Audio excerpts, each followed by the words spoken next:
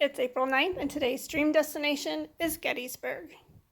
407 years ago, our fathers brought forth on this continent a new nation, conceived in liberty and dedicated to the proposition that all men are created equal. Now we are engaged in a great civil war, testing whether that nation, or any nation so conceived and dedicated, can long endure. We are met on a great battlefield of that war. We have come to dedicate a portion of that field as a final resting place for those who here gave their lives that that nation might live.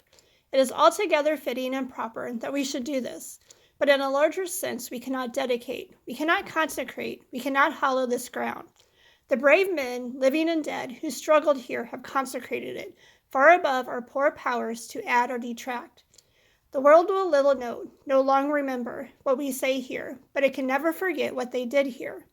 It is for us the living, rather, to be dedicated here to the unfinished work which they fought here have thus far nobly advanced.